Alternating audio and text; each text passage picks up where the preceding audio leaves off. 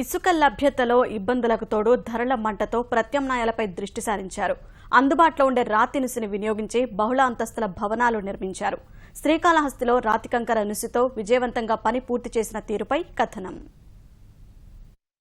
ఇసుక తవ్వకాలపై పెరిగిన ప్రభుత్వ ఆంక్షలు, ముమ్మరమైన తనిఖీలతో ఇసుక ధరలకు రెక్కలొచ్చాయి.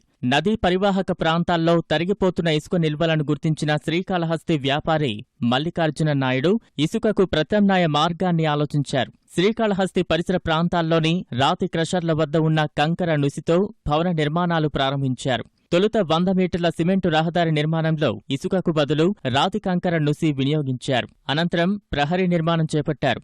గట్టితనం బాగానే ఉందని గుర్తించి బహుళ అంతస్తుల భవన నిర్మాణాలకు రాతి కంకర నుసి వినియోగించారు.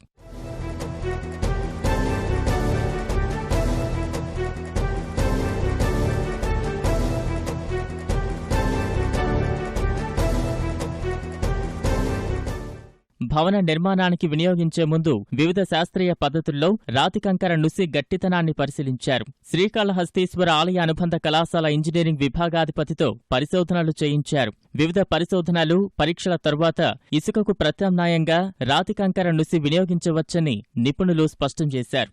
కంప్లీట్గా శాండ్ ప్లేస్లో క్రష్డ్ రాక్ పౌడర్ని ఇంట్రడ్యూస్ చేసాం 100%.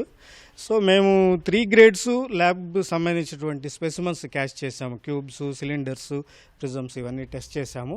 28 డేస్ క్యూరింగ్ పీరియడ్ తర్వాత టెస్ట్ చేసినప్పుడు అన్నిటిలోనూ మనకి టార్గెట్ స్ట్రెంగ్త్ కన్నా ఎక్కువగా రిజల్ట్స్ సాటిస్ఫై అయ్యాయి. So it will give very good strength because there is no voids at all. Voids are completely filled. ఎక్కడ గ్యాప్స్ లేవు, మనకి మొత్తం కంప్లీట్ ఫిలప్ అయిన దానివల్ల మ్యాట్రిక్స్ అనేది మంచి హోమోజినిటీ వచ్చింది, సిమెంట్ మ్యాట్రిక్స్. నిపుణుల సూచనలతో శ్రీకాళహస్తిలో 66,000 చదరపు అడుగుల విస్తీర్ణంలో బహుళ అంతస్తుల భవన నిర్మాణం చేపట్టారు మల్లికార్జున నాయుడు. కంకర నుసి వాడకంతో 25% సిమెంట్ ఆదా చేశారు.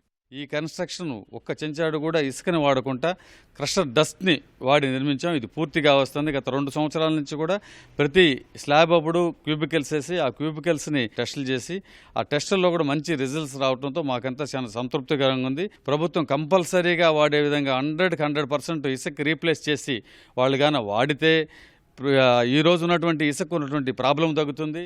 స్టోన్ క్రషర్ డస్ట్ వినియోగించి నిర్మించిన భవనం చాలా దృఢంగా ఉందని గుత్తేదారులు చెబుతున్నారు. ఫస్ట్లో ఏమంటే ఇది డస్ట్తో కడుతున్నారు, ఈ బిల్డింగ్ ఎలా గట్టిగా స్టాండర్డ్గా ఉంటుందని చెప్పేసి మాట్లాడడం జరిగింది. తీరా పనులే దిగిన తర్వాత దీనికి స్టాండర్డ్ అనేది మా ఉక్కు చీనాలు మేము చేపించుకునేది చీనాలు చేపిస్తాం. ఆ ఉక్కు చీనాలు కూడా ఇరిగిపోవడం జరిగింది. ఓటీ రూమ్లో 2కి 2 ఒక హోల్ కొట్టున్నారు నన్ను. దాన్ని కనీసం నాకు 2.5 రోజు నాకు టైం పట్టింది. ఆ విధంగా గట్టిగా ఉన్నది సార్. ఇది కసర డస్ట్ మొత్తం కింద నుంచి పునాదుల నుంచి మొత్తం కంప్లీట్గా కసర డస్ట్ తోటి వాడు బాగా గట్టితనం బాగుంది. గట్టిగానే ఉంది సార్. బాగా మాకు మేము ఎక్కడ చేసినా ఇప్పుడు కొత్తది కూడా ఇదే స్టార్ట్ చేసాం.